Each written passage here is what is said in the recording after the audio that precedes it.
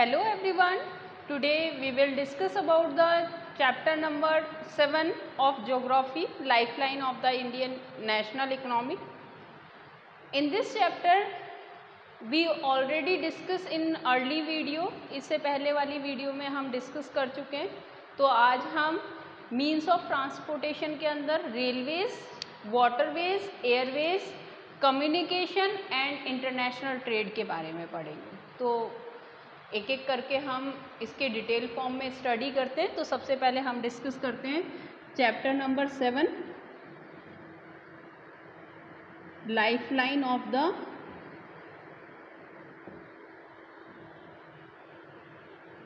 National economy.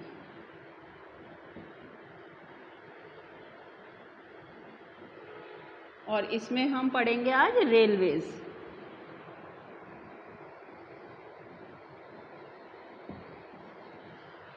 बेटा railways आपको पता है कि जो रेलवेज का पैटर्न लेकर आए, जो मीन्स ऑफ ट्रांसपोर्टेशन रेलवेज लेकर आए वो ब्रिटिशर्स लेकर आए.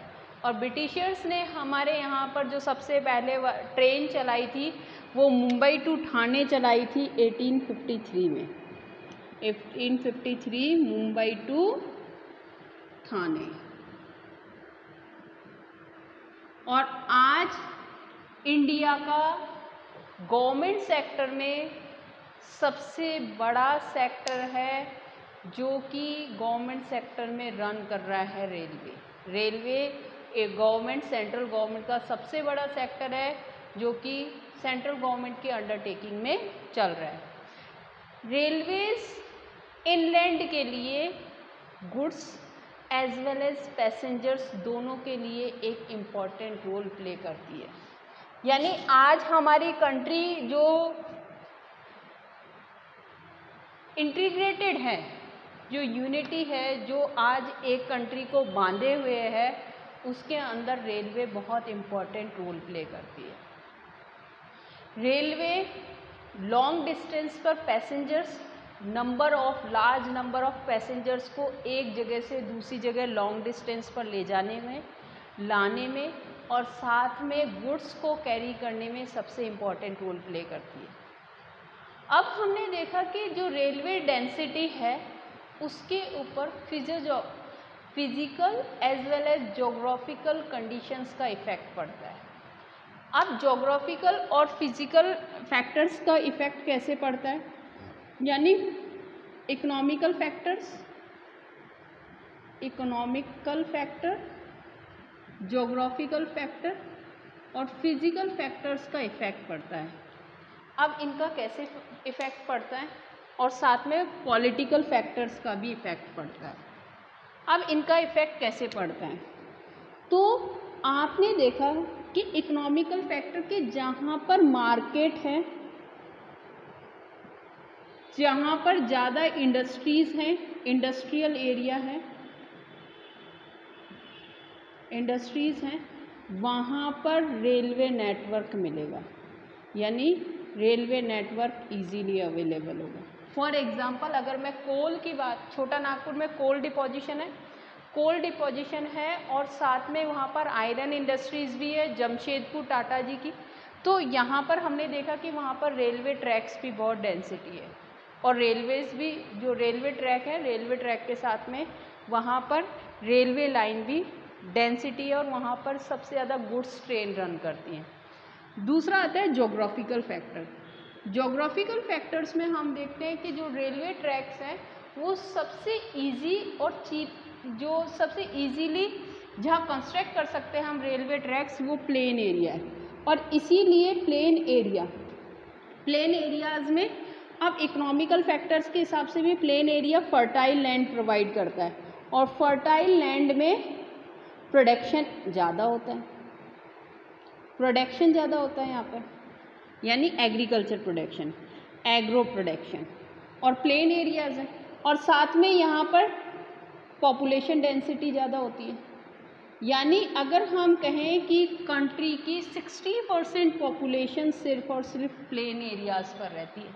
पूरे इंडिया की 60% पॉपुलेशन प्लेन एरियाज़ में, यानी गंगा इंडो गंगा जो प्लेन एरिया है उस पर सिर्फ और सिर्फ 60% पॉपुलेशन रहती है और यहीं पर सबसे डेंसी नेटवर्क है, डेंसी नेटवर्क ऑफ रेलवे है, क्योंकि यहाँ ईजी है बनाना, साथ में फर्टाइल लैंड है, डेंसिटी ऑफ पॉपुलेशन है, डेट्स वाई यहाँ पर डेंसिटी ऑफ रेलवे नेटवर्क है। अब दूसरा आता है प्लेटू रीजन।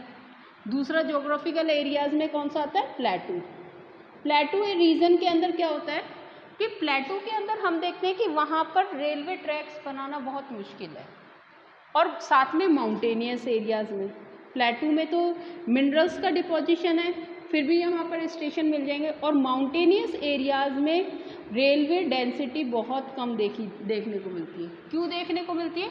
क्योंकि यहाँ पर डिफ़िकल्ट है बनाना, रेलवे ट्रैक को बिछाना बहुत ही डिफ़िकल्ट है। माउंटेन पर रेलवे को आप सोचो कि ट्रेन कैसे चढ़ेगी ऊपर इतनी ऊंचाई पर, पॉसिबल ही नहीं है।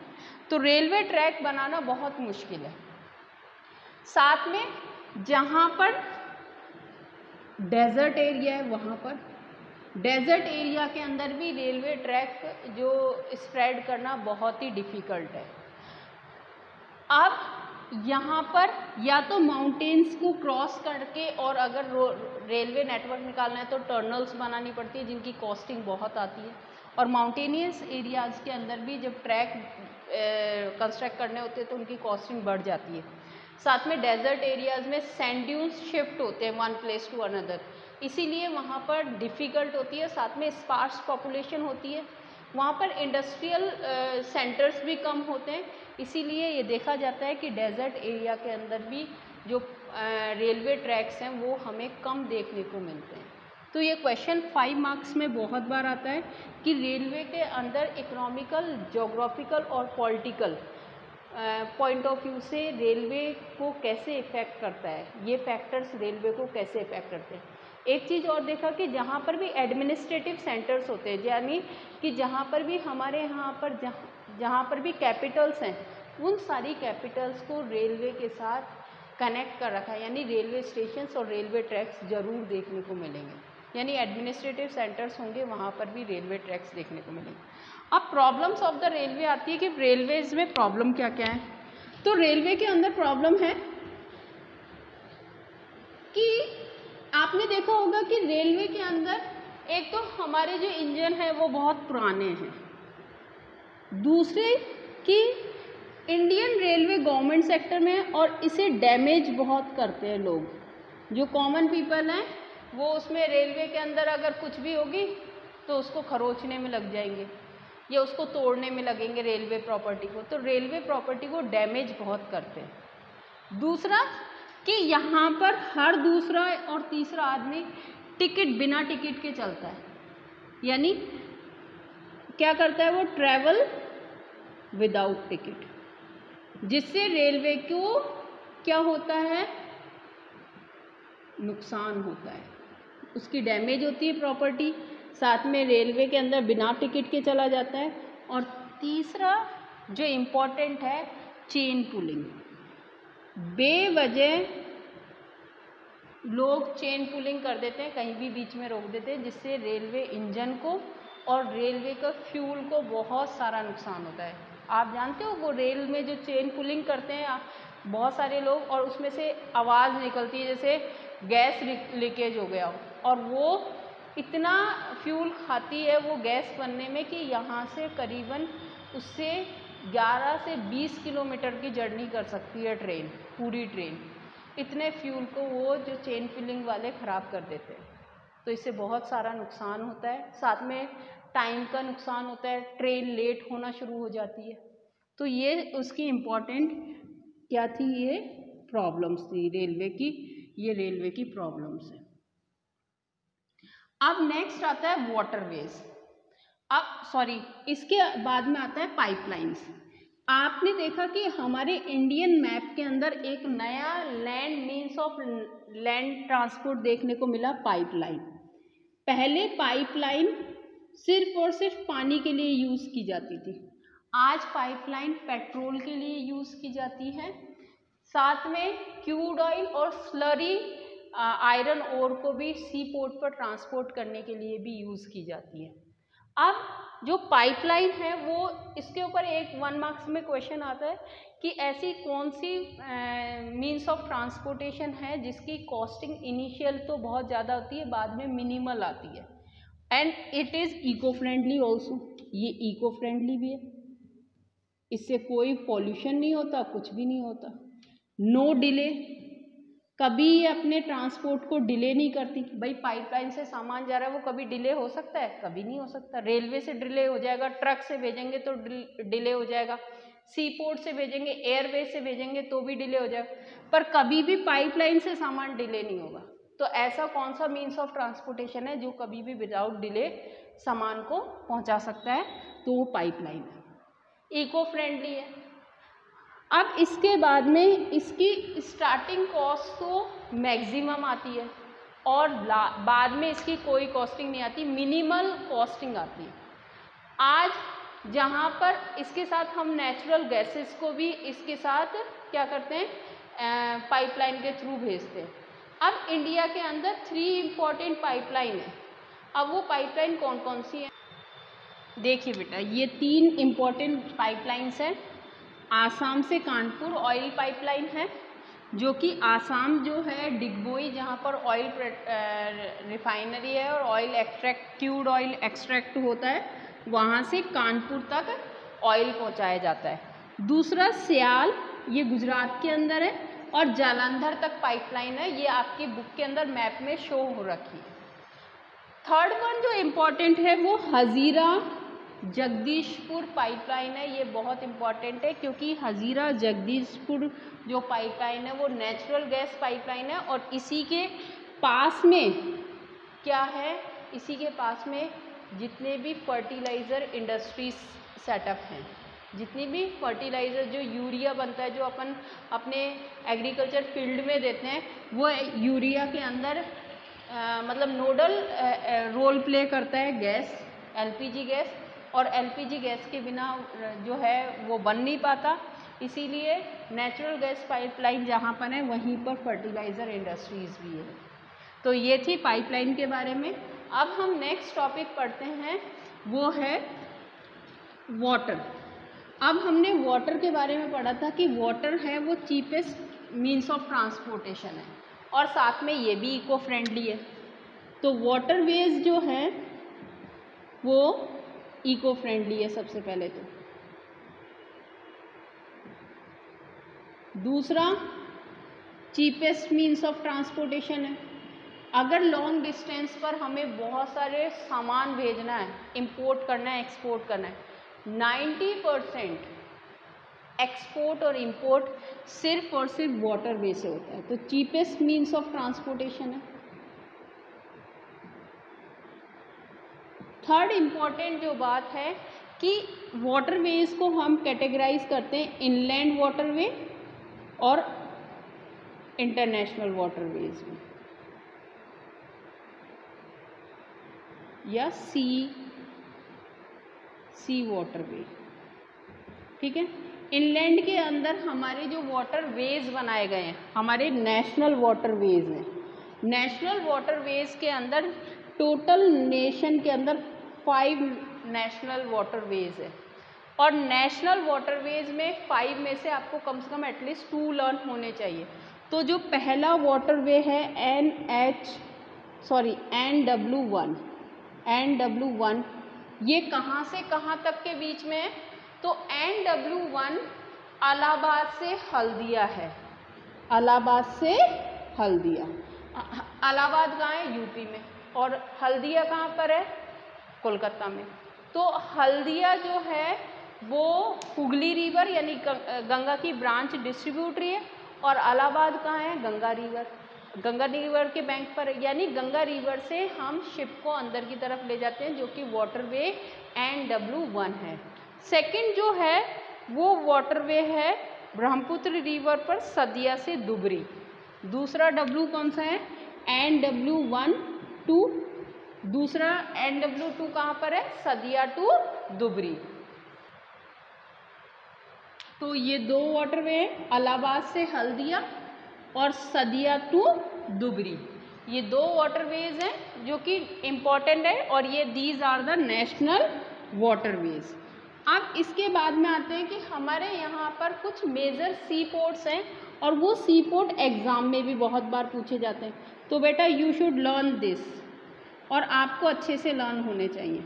अब हम यहाँ पर बात करते हैं जो मेजर सी पोर्ट है इंडिया के 12 उनकी। तो सबसे पहले यहाँ पर कांडला सी पोर्ट है, कांडला सी पोर्ट है और कांडला सी पोर्ट के अंदर यहाँ पर ये एक टिडल सी पोर्ट है और ये सी पोर्ट आफ्टर 1947 के बाद में डेवलप हुआ है। जब हमारे यहाँ से कराची सी पोर्ट जो पाकिस्तान में जब इंडिपेंडेंट हुए और पाकिस्तान में चला गया ये कराची सी पोर्ट, उसके बाद में हमने यहाँ पर हमें नीड हुई और यहाँ पर हमने कांडला सी पोर्ट डेवलप किया। कांडला सी पोर्ट हमारे यहाँ पर राजस्थान का जितना भी सामान एक्सपोर्ट होता है वो पंजाब, यूपी, इन सारे पंजाब, दिल्ली, राजस्थान और मध्य प्रदेश, इनका सामान जो एक्सपोर्ट होता है उसके लिए सबसे पास जो पड़ता है वो कांडला सी पोर्ट पड़ता है। दूसरा जो सी पोर्ट आता है वो आता है मुंबई। मुंबई सी पोर्ट सबसे इम्पोर्टेंट भी है और पुराना भी है। मुंबई सी पोर्ट बिजिएस्ट सी पोर्ट है, ये सबसे बिजिएस्ट सी पोर्ट है और इसका रश या इसका कंजेस्टेड दूर करने के लिए यहाँ पर एक दूसरा सी पोर्ट हमने एस्टेब्लिश किया है, नावा शेवा सी पोर्ट। कौन सा है? नावा शेवा सी पोर्ट, जिसे जवाहरलाल नेहरू सी पोर्ट भी बोलते हैं। उसके बाद में गोवा आता है और गोवा के अंदर मार्मा गोवा सी पोर्ट है, मार्मा गोवा। उसके बाद में आता है मैंगलोर सी पोर्ट, मैंगलुरु सी पोर्ट। उसके बाद में कोची सी पोर्ट आता है जो केरला में है। उसके बाद में कोची जो है ये मैंगलोर से आयरन ओर, यानी यहाँ से आयरन जो स्लरी पाइपलाइन के थ्रू आयरन ओर जो ट्रांसपोर्ट होता है वो मैंगलुरु सी पोर्ट से होता है। यहाँ से पाइपलाइन के थ्रू सिर्फ आयरन को स्लरी यानी आयरन को पतला कर और स्लरी बनाकर पाइप से यहाँ पहुँचाया जाता है और यहाँ से एक्सपोर्ट होता है मैंगलुरु सी पोर्ट से। ये मैंगलुरु सी पोर्ट किसके लिए इम्पोर्टेंट है? कर्नाटका का। फिर उसके बाद में आता है तमिलनाडु का जो सी पोर्ट है वो है तमिलनाडु का तुतीकोरिन, और तुतीकोरिन जो सी पोर्ट है वो श्रीलंका और इधर वाली जो साउथ ईस्टर्न जो हमारी कंट्रीज़ है, एशियन कंट्रीज़ है, उनको एक्सपोर्ट करने में हेल्प करता है। उसके बाद में आता है नेक्स्ट जो आता है वो नेक्स्ट सी पोर्ट आता है चेन्नई। कौन सा आता है? चेन्नई सी पोर्ट है। चेन्नई सी पोर्ट के बाद में नेचुरल सी पोर्ट है विशाखापट्टनम।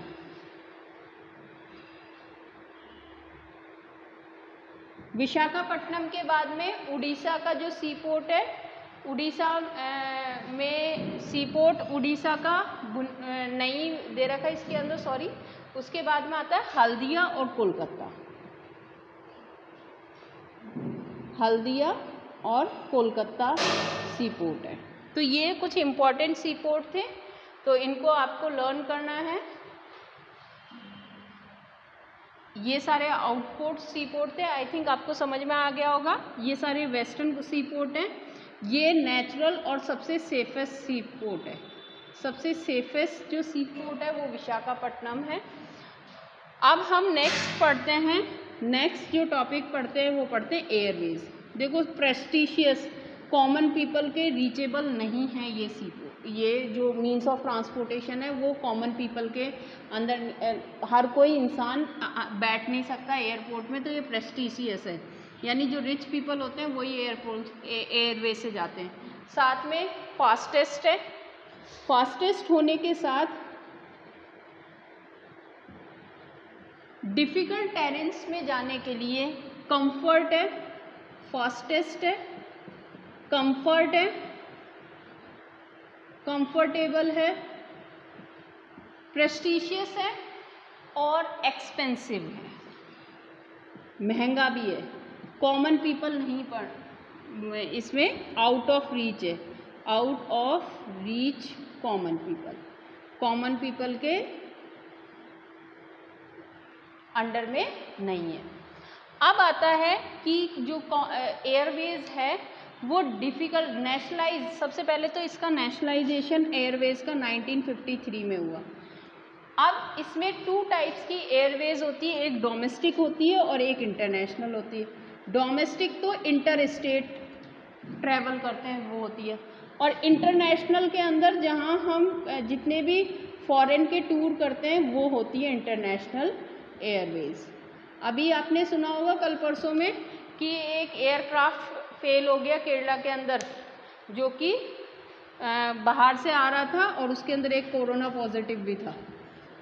अब आता है कि इसके अंदर से जो हमारे नॉर्थ ईस्टर्न पीपल हैं, नॉर्थ ईस्टर्न स्टेट्स है, नॉर्थ ईस्टर्न स्टेट्स कौन से हैं हमारे? नॉर्थ ईस्टर्न स्टेट्स हैं हमारे नागालैंड, मिजोरम, मणिपुर, ये सारे के सारे स्टेट्स के अंदर जो एरोप्लेन है इसको कॉमन पीपल के रीचेबल किया गया है, क्योंकि यहाँ पर अदर जो रोड ट्रांसपोर्टेशन और डिफ़िकल्ट टेरेंस हैं, बहुत बड़े बड़े माउंटेन्स हैं जिन पर रोड कंस्ट्रक्ट नहीं है और वहाँ के लोग इजीली वहाँ मूव नहीं कर पाते, इसीलिए यहाँ पर कॉमन पीपल के रीचेबल है। और वहाँ पर पवन हेलीकॉप्टर्स के थ्रू क्या दी जाती है? पवन हेलीकॉप्टर्स प्राइवेट लिमिटेड के थ्रू क्या दिया जाता है? सर्विसेज दी जाती है, हेलीकॉप्टर लिमिटेड के थ्रू सर्विसेज दी जाती है। तो ये था एयरवेज के बारे में। अब हम पढ़ते हैं कम्युनिकेशन। कम्युनिकेशन के अंदर हमने देखा कि जो कम्युनिकेशन है उसके अंदर मीन्स ऑफ कम्युनिकेशन क्या क्या हैं। तो मीन्स ऑफ कम्युनिकेशन है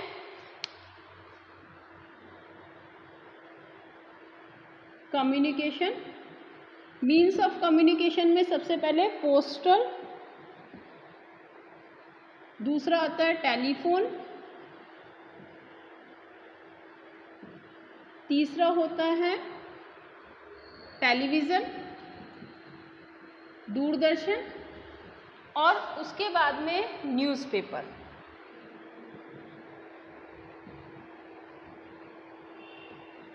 अब पोस्टल की बात करें तो सबसे पहले पोस्टल के अंदर हमारे यहाँ पर वर्ल्ड के सबसे ज़्यादा पोस्ट ऑफिसेज हैं। दूसरी बात कि जो पोस्टल के अंदर पोस्ट ऑफिसेज का भी इंट्रोडक्शन हमारे यहाँ पर ब्रिटिशर्स ने करवाया था। अब उसको स्ट्रॉन्ग करने के लिए पोस्टल का largest network in the world है हमारे पास। इसके बाद में इसको स्ट्रॉन्ग बनाने के लिए हमारे यहाँ पर 6 मेल, सबसे पहले तो हमने क्लासेस में डिवाइड कर रखा है मेल्स को, कि हमने जो जितने भी पोस्टल वो हैं टेलीग्राफ्स वगैरह उनको हमने मेल में फर्स्ट क्लास मेल और सेकंड क्लास मेल में डिवाइड कर रखा है। फर्स्ट क्लास मेल के अंदर जो आते हैं लेटर वगैरह आते हैं, और सेकंड क्लास मेल के अंदर पीरियोडिक मैगजीन्स वगैरह आती हैं। अब उसके बाद में हमने 6 मेल एक्सप्रेस भी इंट्रोड्यूस करा। 6 मेल एक्सप्रेस, इसके अंदर क्या किया गया? 6 मेल एक्सप्रेस के अंदर हमने राजधानी एक्सप्रेस, जिससे कि हमारे जो मेल हैं वो जल्दी से जल्दी पहुंच सके, उसमें हमने राजधानी channel, metro channel, green channel, यानी 6 मेल चैनल्स बनाए, एक्सप्रेस नहीं बनाए, चैनल्स बनाए हमने, ठीक है। तो ये राजधानी चैनल है, मेट्रो चैनल है, ग्रीन चैनल है, बिजनेस चैनल है, बल्क मेल चैनल है और पीरियोडिकली चैनल है। इसके बाद में आता है कि हमारे यहाँ पर एसटीडी फैसिलिटी है जो कि विलेजेस में भी पहुँचाती है उसे। साथ में मास कम्युनिकेशन के लिए हमारे यहाँ पर रेडियो और टीवी और न्यूज़पेपर है। ये दोनों तो कौन से हैं? ये तो आते हैं इंडिविजुअल कम्युनिकेशन में, और ये दोनों किसके अंदर आते हैं? ये आते हैं मास कम्युनिकेशन में। मास कम्युनिकेशन यानी एक साथ बहुत सारे लोगों को इन्फॉर्म करना। तो टीवी का हमारा दूरदर्शन और रेडियो, दूरदर्शन टीवी में और रेडियो और न्यूज़पेपर हमारे यहाँ पर वर्ल्ड के सबसे ज़्यादा रीजनल लैंग्वेज में चलने वाले न्यूज़पेपर है। मोर देन 100 लैंग्वेज ऐसी हैं जो कि यहाँ पर न्यूज़पेपर पब्लिश होता है। साथ में हमारे यहाँ पर जो न्यूज़पेपर, इंडिया का जो वर्ल्ड लार्जेस्ट प्रोड्यूसर, फिल्म बनाने वाला वर्ल्ड का सबसे बड़ा कंट्री है, जिसमें शॉर्ट फिल्म्स और जो शॉर्ट फिल्म्स भी प्रोड्यूस करता है। इसके बाद में आता है इंटरनेशनल ट्रेड।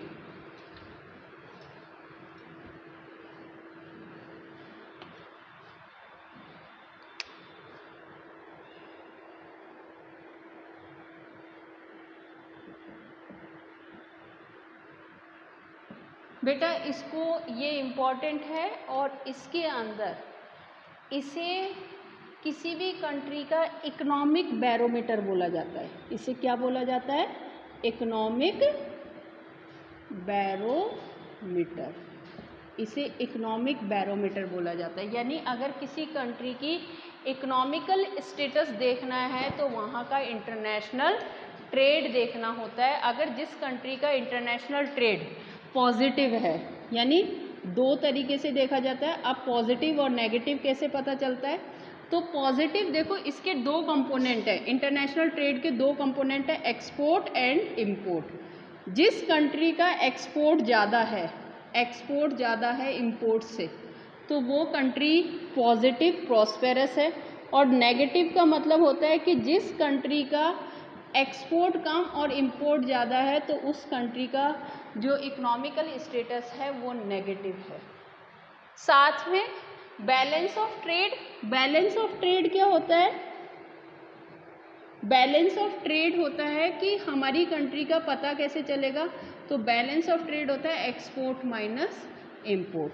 यानी कंट्री में एक्सपोर्ट को इंपोर्ट में से माइनस करेंगे तो हमारे पास बैलेंस ऑफ ट्रेड होता है। अगर बैलेंस ऑफ ट्रेड पॉजिटिव में है तो हमारी कंट्री ग्रोथ कर रही है, प्रॉस्पेरस है। अगर नेगेटिव में होता है तो इट मीन्स कि वहाँ पर इंपोर्ट ज़्यादा हो रहा है, एक्सपोर्ट कम हो रहा है। हमारी कंट्री के अंदर जब से ही कंट्री इंडिपेंडेंट हुआ है तब से हमारे यहाँ पर इंपोर्ट ज़्यादा और एक्सपोर्ट कम होते हैं। तो ये इम्पॉर्टेंट था और इसी के साथ ये चैप्टर कंप्लीट होता है। आई होप कि आपको समझ में आया होगा। Thank you. इसी के साथ ज्योग्राफी पार्ट कंप्लीट है और अब हम नेक्स्ट वीडियो के अंदर हिस्ट्री पढ़ेंगे।